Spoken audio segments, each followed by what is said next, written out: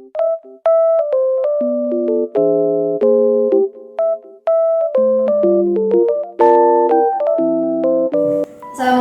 Pak Fahmi. Ya, waalaikumsalam Bu Wiwin. Sehat Pak Fahmi? Alhamdulillah sehat sekali. Pak Fahmi kemarin memanggil saya untuk ingin curhat Iya. tentang ada permasalahan. Lebih tepatnya untuk di kelas itu. Jadi saya rasa beberapa minggu ini anak-anak ini semangat belajarnya khusus untuk di PAI sendiri ini menurun. Entah apa yang harus saya lakukan ya. Soalnya juga bingung gitu loh.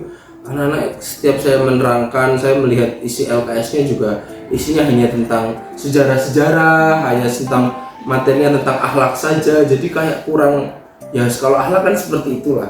Yang penting contohnya juga kita juga neranginnya juga, kalau saya pribadi lebih sulit mungkin itu sih. Dan anak-anak lebih malas, lebih banyak yang suka tidur, lebih banyak yang suka tidak memperhatikan, bodoh asik sendiri. Jadi untuk materi sejarah anak-anak kurang termotivasi seperti itu. Sejarah dan akhlak menurut saya ini kurang termotivasi, mungkin lebih membosankan mungkin ya untuk anak-anak itu. Dan mungkin juga bisa jadi juga saya yang membawakannya kurang bagus, mungkin itu yang menjadi anak-anak itu bosan. Terus kira-kira penyebabnya dari itu apa? Menurut saya ini bisa jadi pertama dari sayanya sendiri, yang mungkin sistem atau model mengajar saya yang jadul, mungkin ya bisa dikatakan jadul, bisa juga yang membosankan. Terus ini maksudnya menurut saya ya. Lalu bisa juga dengan materi yang itu saja. Materi yang itu saja, kurang ada sesuatu hal yang baru. Contoh seperti judul di LKS itu ada di babnya berkata jujur dengan begini. Nah, semua anak juga tahu gitu loh, bahwanya jujur itu dilarang.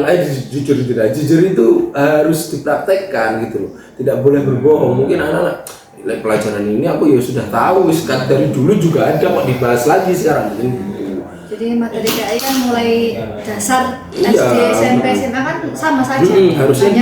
Harusnya di SMA itu mereka lebih mempraktekkan saja, mungkin seperti itu.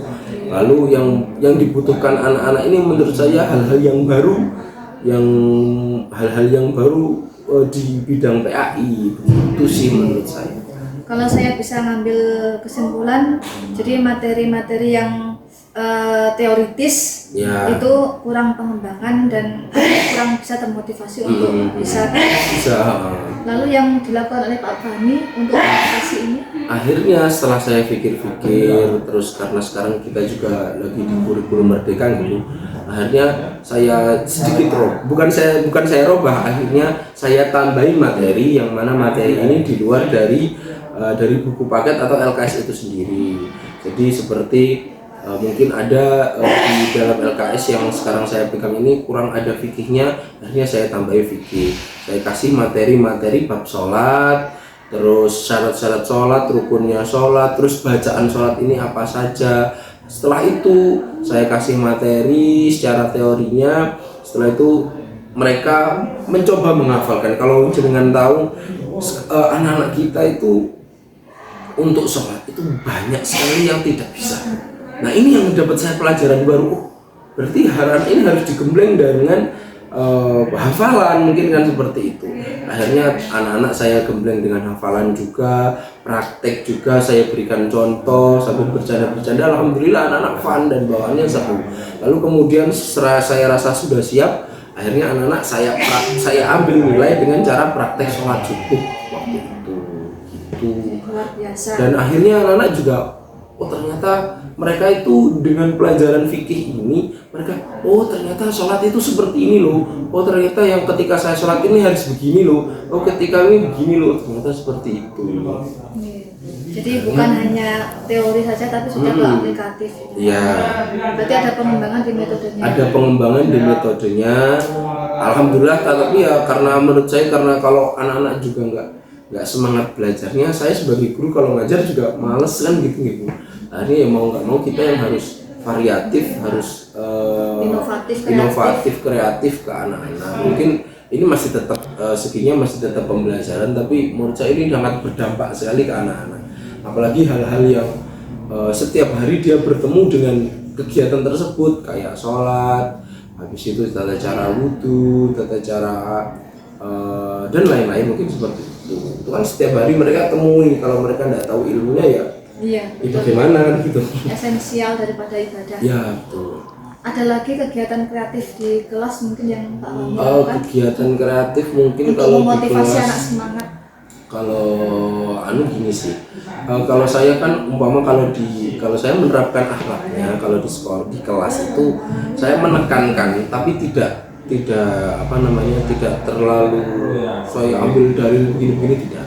Saya hanya menekankan dan saya langsung tegur di lapangan. Contoh seperti kalau dia ini jalan lalu berpapasan dengan guru di tangga atau dimanapun, kalau dia masih jalan maka akan langsung saya, loh nggak boleh gitu. Kalau ada guru diem, biarkan gurunya lewat dulu atau sampean sapa. Kalau gurunya sudah lewat baru sampean lewat.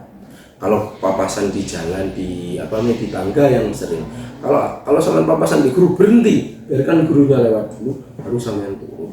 Mungkin itu sering sekali saya lebih suka tidak hanya saya bilang secara keseluruhan pas ada anak-anak terus saya bilang enggak, tapi ketika ketemu di jalan langsung saya praktekkan. Jadi ketika saya ketemu anak-anak yang mungkin akhlaknya kurang baik, langsung saya tegur di tempat.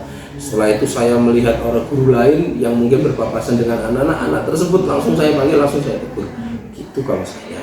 Jadi kalau saya bisa menyimpulkan dari pembiasaan anak. Ya betul, pembiasaannya sendiri, terus kemungkinan kalau audiensnya banyak, kalau kita menyampaikan itu kadang kan audiens juga ada yang ngantuk, ada yang begini, ada yang begini, mungkin kurang memperhatikan. Tapi kalau secara praktek mereka akan lebih mengingat, mungkin seperti, waduh, papasan dengan ini berarti harus begini. Ya, luar biasa ternyata Pak Fahmi punya ide, punya metode yang sangat brilian dan efektif sekali. Mulai tadi ada permasalahan anak-anak ngantuk di kelas, anak-anak kurang termotivasi, tapi ternyata Pak Fahmi bisa juga membuat anak-anak ini tidak ngantuk dengan metode-metode tadi.